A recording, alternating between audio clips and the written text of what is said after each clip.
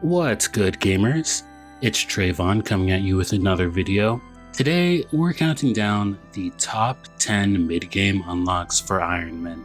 If you're mid-game and you've run out of goals, this list might help you think of things to go for to progress your account.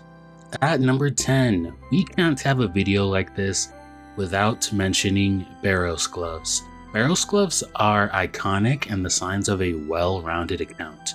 Whether you're an Ironman or a main, you 100% don't want to be seen wearing a combat bracelet instead.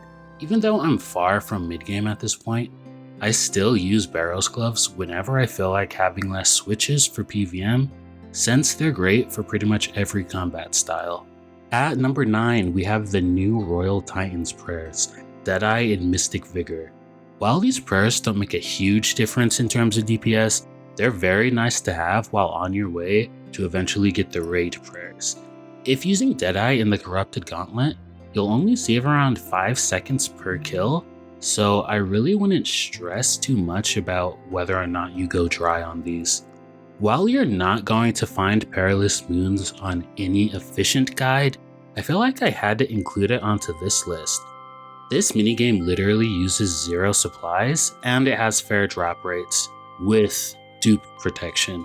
Unlocking this content is huge for any Ironman who can't figure out where to get decent gear. Before I started using Moon's gear, I used your typical Bando setup with ARAMs, while trying to get raid drops, but Blue Moon really changed everything. With Blue Moons specifically, it has the same strength bonus as Bando's armor, while being magic armor too. This was huge for reducing switches and just making my raids way more chill. I haven't really used the other sets yet, but many people like to use the Atlatl instead of the Bowfa if they hit the Corrupted Gauntlet.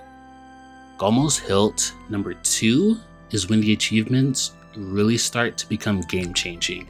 This is because one of the benefits of this hilt is getting rid of the prayer drain at Barrows while you have it equipped. This benefit lets you save potentially hundreds to thousands of prayer potions while grinding Barrows. At this point of an account, prayer potions are pretty hard to come by, so anything to help reduce prayer usage is a huge help. If I was to start a new account, then rushing combat achievements would definitely be one of the main goals. And at number 6, we're going to have to go with Tormented Demons. These are monsters that are unlocked after completing While Gothic Sleeps. What makes these so good? These monsters drop 2 items that are incredibly important for PvM, the Tormented Synapse and the Burning Claw. You can use the Tormented Synapse to make one of 3 weapons, the Emberlight, Scorching Bow, or the Purging Staff. Each of these weapons are slightly behind the Mega Rare weapons in terms of power when fighting demons specifically. And with the Burning Claw, you can combine 2 of the claws together to create a pair of Burning Claws, which is pretty much a budget Dragon Claws that has the burning damage over time effect. And at number 5, I chose the Prescription Goggles. They're absolutely essential for Herblore training. You can get these goggles from the Mastering Mixology minigame in Varlamore. While the minigame itself has some of the worst gameplay I've ever seen in an MMO, the rewards are 100% worth it. These goggles give a 10% chance to save a secondary ingredient when mixing potions. This is huge because it lessens the amount of time you need to gather secondaries, and it gives each secondary essentially more value. Next up is going to have to be the Zenyte Jewelry. Completing Monkey Madness 2 is a great milestone on an Ironman because this quest will give you access to demonic gorillas that drop Zenytes. Zenytes are used to craft Zenyte Jewelry, which used to be the best in slot jewelry for each combat style. While only the ranged necklace is the only remaining piece of jewelry that is currently best in slot for their style, each piece of jewelry will still give you a huge jump in DPS, and not only that, but the Ring of Suffering specifically makes Zulrah incredibly chill because the ring itself can essentially act as an unbreakable ring of recoil. All you need to do is just charge the ring with Rings of Recoil. For number 3, we have the Hard Achievement Diaries. The Hard Diaries is when the Achievement Diary rewards really start to become juiced. The rewards will help you in all areas of the game. A few examples would be one of the rewards from the Arduin Hard Diary, because it gives you a 10% increased chance of a successful pickpocket all across the game. This is useful because as an Ironman, you're going to be pickpocketing a ton of different items frequently, whether it be blood shards or crystal shards. For number 2, I had to choose transportation unlocks in general. Transportation unlocks are one of those upgrades you don't really think about until you actually have them, and then you can't imagine going back. I believe that for an Ironman, getting around the map quickly isn't just about saving a couple of minutes, it's about chaining together multiple grinds without losing your momentum. Early game, you're burning through run energy, paying for charter ships, and making 10 different teleports just to do your farm runs or to bank everything. It feels clunky, and it adds a lot of mental fatigue over long sessions. I was watching one of Sodapoppin's streams and he straight up almost quit the game entirely because he was just walking around the map doing quests. Once you start unlocking better travel options like fairy rings or the spirit trees, you completely change the pace of your account. For farming runs without decent transportation, then you're gonna dread doing them because it's just too much travel time. But with the right teleports set up, you can knock out all your patches in like under 10 minutes. And that's not just for skilling. Better transportation makes PvM faster, questing smoother, clue scrolls way more efficient, and daily activities way less of a chore.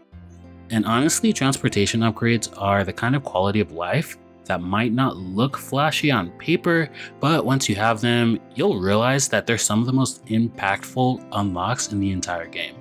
If you're mid-game and you've been putting them off, it's time to start knocking them out. And at number 1, you know it, you love it, probably the most game-changing item that any Ironman could ask for, the Bowfa. This thing is absolutely insane. You unlock it from the Corrupted Gauntlet after finishing Song of the Elves, and let me tell you right now, it's not overrated, it's not overhyped, it is exactly as good as everyone says. Before you're spooned a twisted bow, this is the range weapon for your account. The Bowfa straight up carries your progression into the late game. It lets you solo God Wars bosses, it's your ticket into raiding, and it just makes PvM feel way more comfortable because of the accuracy and the DPS it brings to the table. Yeah, the Atlatl from Perilous Moons is a decent option if you hate the gauntlet, but honestly, it doesn't even come close to the Bowfa. The difference is night and day, and the Bowfa doesn't just hit harder, it gives you consistency, and consistency is what you need as an Ironman when every kill is self-supplied. I'd go as far as saying, the Bowfa is an essential unlock for any Ironman that's serious about PvM. You can try to tough it out with a blowpipe or a crystal bow, but the truth is, unless you get a T-bow spoon-fed early, the Bowfa is your bread and butter. It bridges the massive gap between mid-game and the true end game that you're working toward. And the second you unlock it, your account is going to feel completely different. For me personally, the Bowfa was the turning point where bosses stopped feeling like a brick wall and started feeling like actual content I could farm. Zulrah, God Wars, even Chambers, all of them suddenly became manageable because I wasn't relying on shitty gear and praying for RNG to carry my hits. The difference in consistency is just that insane. And another thing, the thing that makes Bowfa so good is that it's sustainable. Unlike the blowpipe, which eats scales and darts like crazy, the Bowfa just runs on crystal shards and doesn't drain your bank every time you use it. Plus you can corrupt it so it doesn't consume any crystal shards. For an Ironman, that is huge because it means you can take it to Slayer, bosses, or even just casual content without stressing about resources. It's not just strong, it is practical. And the crazy part, The Bowfa doesn't really fall off until you hit the mega rare territory. Like sure, a T-bow will eventually outclass it in certain places, but until then, the Bowfa is basically the backbone of your ranged setup. It's the kind of unlock that completely changes how you approach the game, and it's one of those items where once you have it, you'll wonder how you played the game without it. So there's my list of the top 10 mid-game unlocks for Ironman. Which ones did you rush first? And what would you add to the list? Drop a comment below. If this helped you, give it a like and subscribe for more Iron Man content. See you in the next video.